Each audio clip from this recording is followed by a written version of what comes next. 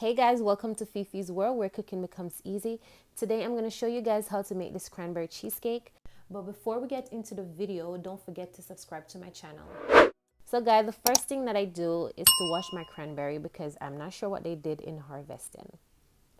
So I'm just going to go ahead and wash my cranberries. The cranberries are what we're going to use to make the sauce.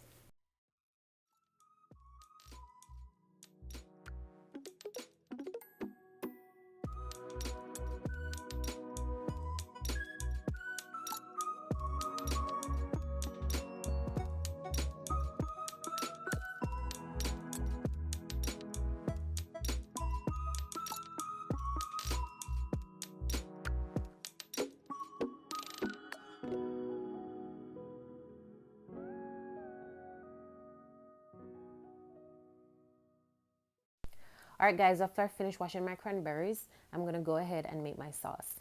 So guys, I'm using 2 bags of cranberries. And I'm also using 1 cup of granulated sugar, or what you may call white sugar. For this sauce, you won't need any water to make the sauce. Once the sugar is melted, it will make its own sauce. Also, you want to make sure that you're making this on low heat, not high heat, because we don't want to burn the sugar. What we want to do is to keep mixing our sauce or whisking it if you want to do that, and allow it to reduce into a sauce. Also, I'm using some vanilla and some mixed spice. The spices that were used, they're going to add flavor to the sauce. And that's all you need for your sauce. Now guys, I'm going to go ahead and I'm going to infuse some alcohol in my cranberry. And that's what I'm going to use to garnish my cake. This part is optional. I'm also using some Jamaican Wray and Nephew white overproof rum. That's a very strong rum, but because I used it the following day, I couldn't really taste the rum in it. So my suggestion is to hydrate your cranberry before you add the rum to it.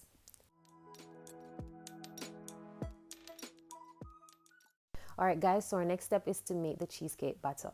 What we're going to use to make this, guys, is 1.5 pounds of cream cheese at room temperature. Guys, I normally leave my cheese out like for a day or 2 before I bake.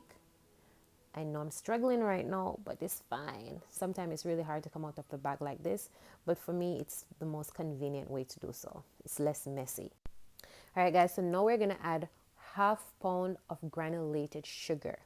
All right, guys, so after you add your sugar, you just wanna go ahead and mix your cream cheese and your sugar together until it is light and fluffy. Don't be alarmed, guys, if your batter don't become fluffy after mixing your sugar and your cream cheese together.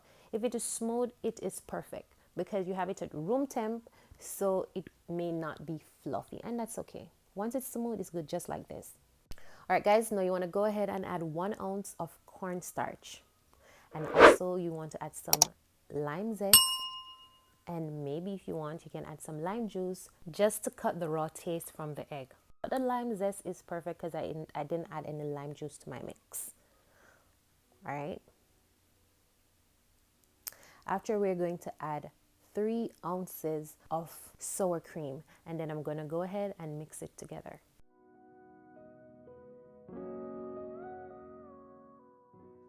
All right, guys, now I'm going to go ahead and add my egg.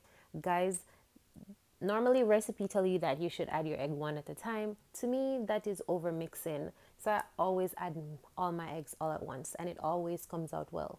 So it's up to you if you want to add them all at once or you want to add them 1 at a time. After I add my egg, I went in with some vanilla, and then I start whisking. You want to make sure that you combine everything together. Make sure that you mix out everything. After you finish mixing, then you start making your base. For my base, I'll be using some oatmeal cookie. All right, you can use whatever you want to use for your base. I have some oatmeal cookie in my fridge for some time now, and I need to get rid of them, so I went ahead and I used my oatmeal cookie as my base. Now what you're going to do is to add your sauce.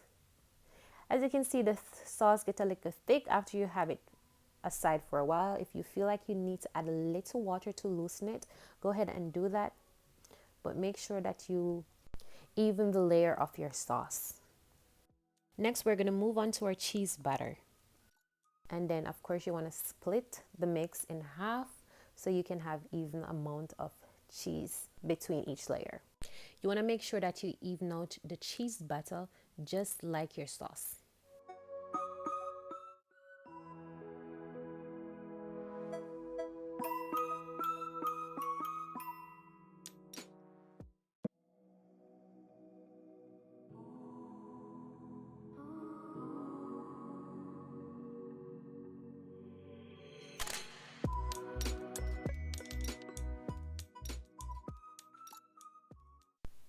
And you just want to go ahead, guys, and keep repeating the same process until all your sauce is finished and all your cheesecake is finished.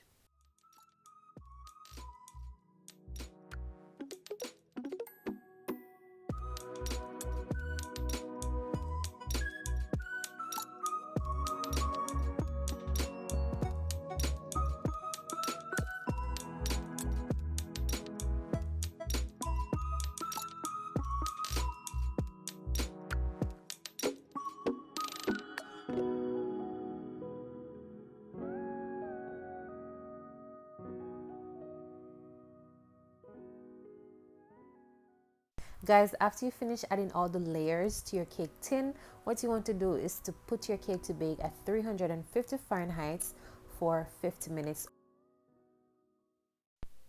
All right, guys, now we're gonna go back to the cranberry that was infused in the alcohol.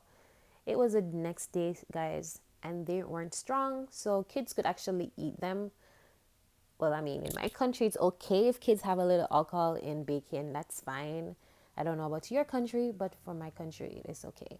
All right, guys, you just want to add some granulated sugar on your cranberries just to give it that candy taste. They were really good. They weren't strong with the alcohol, and the sugar on top was really nice. I had a few of them. All right, guys, so this is the end product of my cranberry cheesecake. I'm just garnishing the top with those cranberry that was infused in the alcohol. I mean, you don't have to do all of this. You can just go ahead and indulge into your cranberry cheesecake. There it is, guys. Thank you guys so much for watching my video to the end. Please share this video. Don't forget to give it a thumbs up, and also share my recipe with someone, and don't forget to leave me a comment in the comment section. Bye.